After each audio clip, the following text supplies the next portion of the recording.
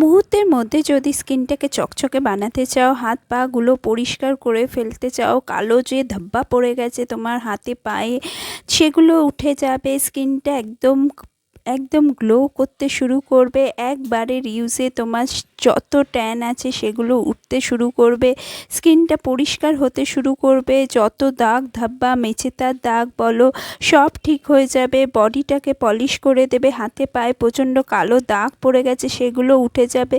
সামান্য একটা রেমেডি যেটা তোমরা সপ্তাহে 1 থেকে 2 দিন ইউজ করবে আর স্কিনে কত গ্লো এসছে তুমি দেখো। আমার স্কিনটা অনেকটা পরিষ্কার হয়ে গেছে, তোমাদেরও এরকমই গ্লো আসবে। তো এর জন্য প্রথমেই নেব আমরা একটা কফি পাউডার।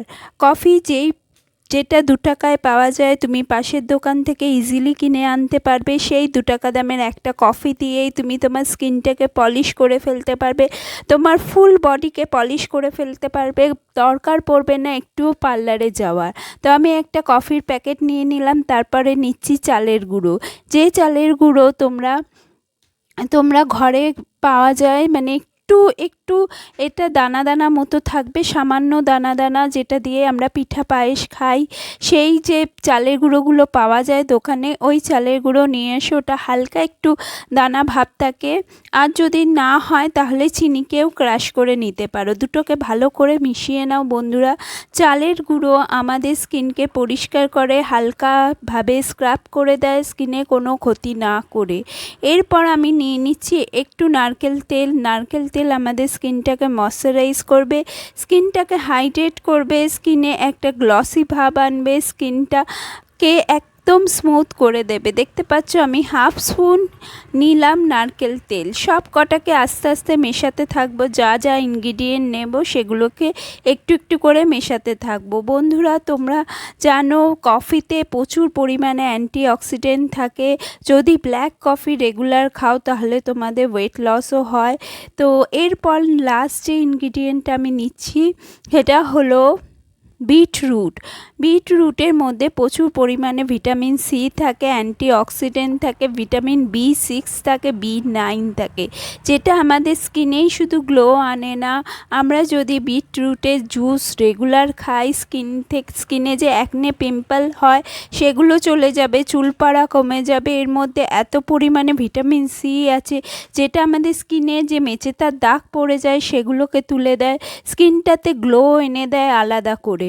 তো বন্ধুরা বিটরুট তোমরা খাবেও, শুধু মুখে লাগলেও হবে না, যদি তরকারি বানিয়ে খেতে পারো সেটাও ভালো কাজ করবে। জুস যদি রোজ সকালে উঠে একটু যদি আমলা আর বিটরুট মিক্স করে একটু যদি জুস বানিয়ে খেতে পারো সেটাও খুব ভালো কাজ করবে। বা শুধু তুমি বিটরুটের জুসও বের করে খেতে পারো। এটাতে আয়রন যে আমাদের কমে যায়, আমাদের মেয়েদের অনেক সময় বাচ্চা হওয়ার পর আয়রন কমে যায়, আয়রনের লেভেল অনেক কমে যায়, আলাদা করে আয়রনের ট্যাবলেট খেতে হয়। বিটরুট জুস যদি তুমি রেগুলার খাও, প্রত্যেক দিন যদি খেতে পারো তাহলে আয়রনের লেভেলটা ঠিক থাকে, তোমার প্রয়োজন পড়বে না আয়রনের ট্যাবলেট খাওয়া। আমি যতটা পড়ি সপ্তাহে 4-5 থেকে 5 দিন আমি বিটরুট জুস অবশ্যই কনজিউম করি। এবার আমি লাস্টে এটাকে মিক্স করার জন্য একটু অ্যালোভেরা জেল দিয়ে দেব। যদি অ্যালোভেরা জেল না থাকে তাহলে একটু দুধও দিতে পারো, বা তুমি যে যেটা মানে গাছের অ্যালোভেরা জেল সেটাও মিক্স করতে পারো। ওটা একটু হেজি হয়ে যায়, মানে ওটা করাটা আবার অ্যালোভেরা জেল বের করাটা একটু মুশকিল হয়ে যায়, এর জন্য আমি এইভাবে তোমাদের দেখালাম। তোমাদের স্কিনে বয়সের ছাপ পড়ছে সেগুলো উঠিয়ে দেবে, মেচেতার দাগ উঠিয়ে দেবে, স্কিনটাতে গ্লো এনে দেবে এই স্ক্রাবটা তুমি সপ্তাহে 1 থেকে 2 দিন করবে। মুখে লাগিয়ে 5 মিনিট ম্যাসাজ করলেই হবে। এটা শুধু স্কিনে গ্লো আনবে না, স্কিনটাকে হাইড্রেট করবে, স্কিনটাতে স্মুথনেস আনবে। এটা শুধু মুখেই না, তুমি বডিতেও লাগাতে পারবে। বিটরুটটাকে আমি একটু